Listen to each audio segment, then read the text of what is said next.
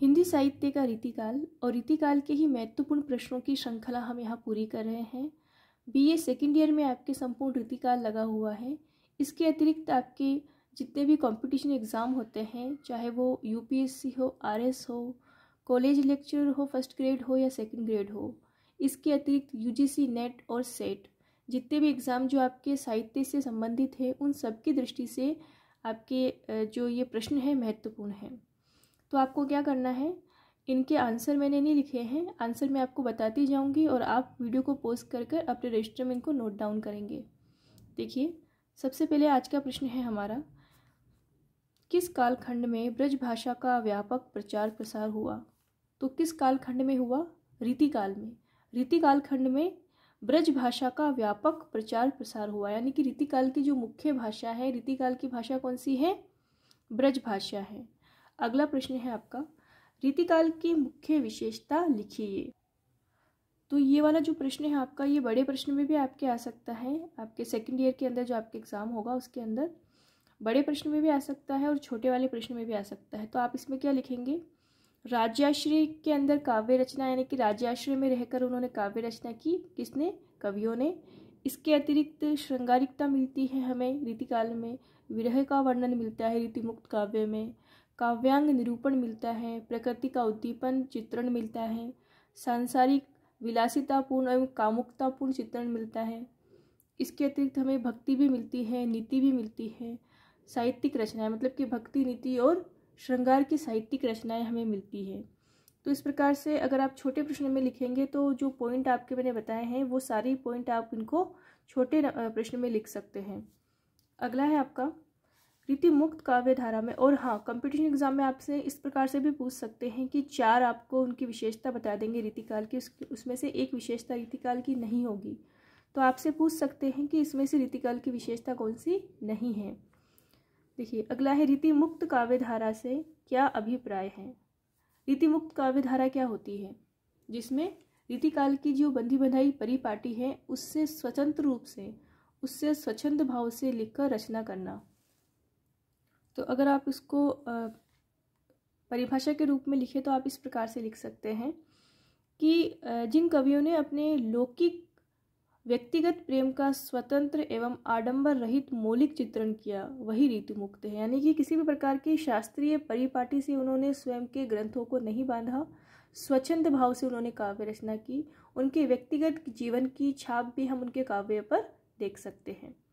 ठीक है। अगला है आपका, रीतिकाल के रीतिबद्ध कवि आचार्यों के नाम लिखिए। तो इसमें आपको नाम लिखना है किसका? रीतिबद्ध कवि और आचार्य, कवि और आचार्यों के आपको इसके अंदर नाम लिखने हैं। तो सबसे पहला हमारे सामने नाम आता है केशव दास का, जो कि रीतिकाल के प्रवर्तक माने जाते हैं। चिंतामणि भी हैं जो कि कवि और आचार्य हैं। मतीराम, जिन्हें भी कवि और आचार्य कहा जाता है। भिखारी दास हैं, भूषण हैं, पद्माकर हैं, देव हैं, दुलह हैं, सूरती हैं, इसके अलावा जसवंत सिंह है। तो इसमें से आपके केशव दास आपके पाठ्यक्रम में भी हैं, मतीराम हैं, भिखारी दास है, भूषण है, पद्माकर हैं, देव हैं। तो इस प्रकार से आपको इनके नाम लिखने हैं। रीतिबद्ध काव्य के जो कवि आचार्य हैं उनके आपको नाम लिखने हैं। अगला है, रीति मुक्त काव्य का सर्वश्रेष्ठ कवि किसे माना जाता है? आपको याद आ जाएगा कि रीति मुक्त काव्य में आपके पाठ्यक्रम में भी हैं घनानंद, जिन्हें रीति मुक्त काव्य का सर्वश्रेष्ठ कवि माना जाता है और जिन्हें ही प्रवर्तक या प्रवर्तन जिन्होंने किया रीति मुक्त काव्य धारा का। अगला प्रश्न है, रीतिकाल को कितनी धाराओं में बांटा गया है? तो आपको ये ज्ञात होगा कि रीतिकाल को 3 धाराओं में बांटा गया है। रीतिबद्ध काव्य धारा, रीति मुक्त काव्य धारा, रीति सिद्ध काव्य धारा। ठीक है। तो रीतिबद्ध में तो आपके केशव दास हैं जिन्होंने रीतिबद्ध काव्य धारा का प्रवर्तन किया।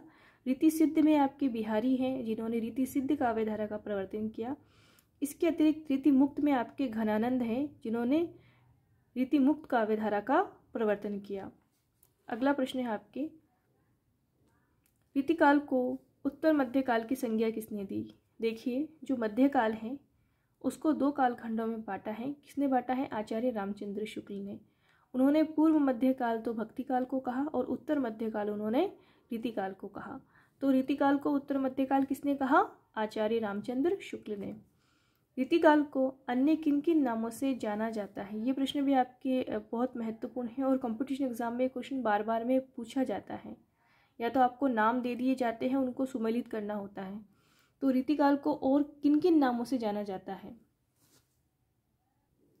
तो सबसे पहले तो आपके रीतिकाल के लिए कहा गया है कि रीतिकाल को जो मिश्र बंधु है, मिश्र बंधु विनोद जिनका ग्रंथ है, मिश्र बंधुओं ने अलंकृत काल कहा है रीतिकाल को।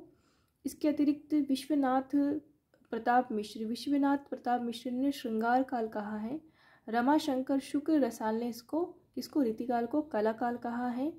इसके अतिरिक्त आचार्य रामचंद्र शुक्ल ने रीतिकाल कहा है, रीतिकाल जो कि सर्वमान्य मत है। तो इसके अतिरिक्त गणपति चंद्र गुप्त ने शास्त्रीय मुक्तक काव्य परंपरा कहा है रीतिकाल को।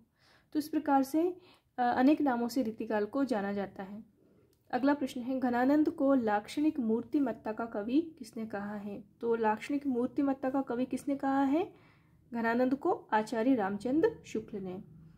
घनानंद का अगला प्रश्न है आपका, अगला प्रश्न है, घनानंद का प्रिय छंद कौन सा है? तो घनानंद का प्रिय छंद कौन सा है?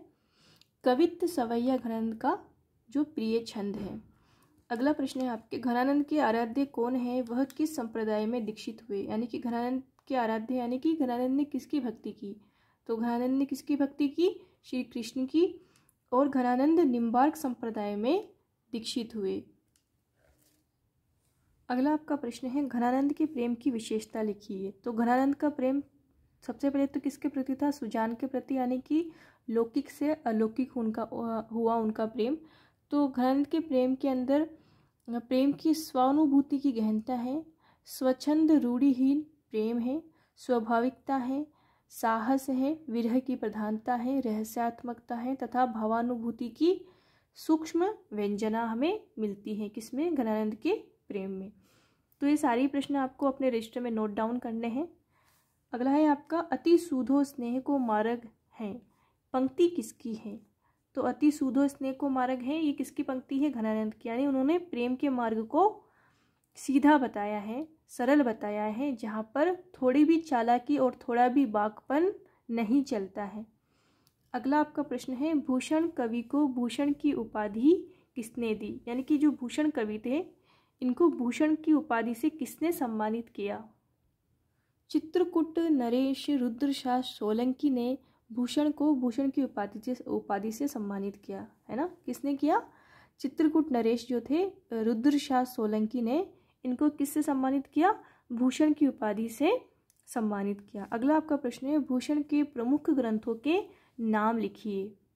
तो भूषण के जो प्रमुख ग्रंथ है वो शिवराज भूषण, शिवा बावनी, छत्रसाल दशक, ये मुख्य रूप से इनके 3 ग्रंथ मुख्य माने जाते हैं। इसके अलावा इनका भूषण हजारा, भूषण उल्लास और दूषण उल्लास का भी नाम यहाँ पर बताया गया है। शिवराज जो शिव सिंह सेंगर हैं, उनका जो ग्रंथ है शिव सिंह सरोज के अनुसार इन्होंने 3 ग्रंथ और बताए हैं, दूषण उल्लासा, भूषण उल्लासा और भूषण हजारा। ठीक है। अगला आपका प्रश्न है, भूषण के काव्य का मुख्य रस कौन सा है? तो भूषण के काव्य का मुख्य रस कौन सा है? वीर रस है। अगला प्रश्न है, पद्माकर की प्रबंध काव्य रचना कौन सी है? तो आपको ज्ञात होगा कि जो पद्माकर है रीतिबद्ध काव्य धारा के कवि हैं और पद्माकर की जो प्रबंध काव्य रचना है वो कौन सी है? हिम्मत बहादुर विरुदावली। हिम्मत बहादुर विरुदावली में किसका वर्णन है? ये रचना क्या है? बांदा के जो सेना नायक है गोसाई अनूप गिरी है ना, और उनका उपनाम क्या था? हिम्मत बहादुर। तो उनके आश्रय में इन्होंने लिखी थी और अनूप गिरी के साहस, उनकी वीरता और उनके युद्धों का ऐतिहासिक इन्होंने वर्णन किया था। किसमें? हिम्मत बहादुर विरुदावली में, जो कि इनका प्रबंध ग्रंथ है। अगला है, पद्माकर के बचपन का नाम क्या है? ये आप सभी ने पढ़ा है और आप हमें कमेंट करके बताएंगे कि पद्माकर के बचपन का नाम क्या है। अगला है, गंगा लहरी ग्रंथ की रचना किसने व क्यों की? किसने की और क्यों की? तो गंगा लहरी की रचना किसने की? पद्माकर ने की। और क्यों की? कुष्ठ रोग से मुक्ति पाने के लिए इन्होंने गंगा लहरी की रचना की, जो कि गंगा की महिमा और गंगा की भक्ति से संबंधित इनका एक ग्रंथ है। किसका? पद्माकर का, पद्माकर ने की और कुष्ठ रोग से मुक्ति पाने के लिए की। अगला आपका प्रश्न है, पद्माकर के प्रमुख ग्रंथों के नाम लिखिए। तो पद्माकर के कौन कौन से मुख्य ग्रंथ हैं? तो सबसे पहले जैसा कि हमने ऊपर कहा था, इनका जो ग्रंथ है वो है हिम्मत बहादुर विरुदावली, जो कि एक प्रबंध काव्य है। इसके अतिरिक्त जगत विनोद इनका ग्रंथ है, प्रबोध पचासा, गंगा लहरी, पद्माभरण, प्रताप सिंह विरुदावली, आलीजा प्रकाश। तो इस प्रकार से इनके ये ग्रंथ हैं। सेनापति के प्रिय अलंकार का नाम लिखिए। सेनापति का प्रिय अलंकार कौन सा है? तो कौन सा अलंकार है? श्लेष इनका प्रिय अलंकार है सेनापति का, और रीतिबद्ध काव्य धारा के ये कवि हैं। सेनापति के प्रमुख ग्रंथों के नाम लिखिए। तो सेनापति के प्रमुख ग्रंथ कौन से हैं? एक तो है कवित्त रत्नाकर और काव्य कल्प द्रुम, इनके 2 ग्रंथ हैं। सेनापति किस काव्य धारा के कवि हैं? तो सेनापति रीतिबद्ध काव्य धारा के कवि हैं। अगला है आपका, रीतिकाल में प्रकृति का कवि किसे कहा जाता है? तो रीतिकाल में प्रकृति का कवि किसे कहा जाता है? सेनापति को कहा जाता है, जिनके काव्य में 6 ऋतु वर्णन हमें मिलता है। अगला प्रश्न है, सेनापति के आराध्य देव का नाम लिखिए। सेनापति के आराध्य देव कौन है? याद कीजिए, सेनापति के आराध्य देव श्री राम हैं। सेनापति की काव्य भाषा कौन सी है? तो सेनापति की काव्य भाषा कौन सी है? साहित्यिक ब्रज भाषा, जिसमें तत्सम शब्दावली की प्रमुखता हमें मिलती है। तो ये आपके सारे ही रीतिकाल के महत्वपूर्ण प्रश्न हैं। इन सारे प्रश्नों को आप अपने रजिस्टर में नोट डाउन करेंगे। जो मैंने आपको इनके उत्तर बताए हैं, उन उत्तर को आप लिखेंगे, क्योंकि ये सारे प्रश्न हैं। प्रश्न के आगे या एक लाइन छोड़कर आपको इनके आंसर लिखने हैं।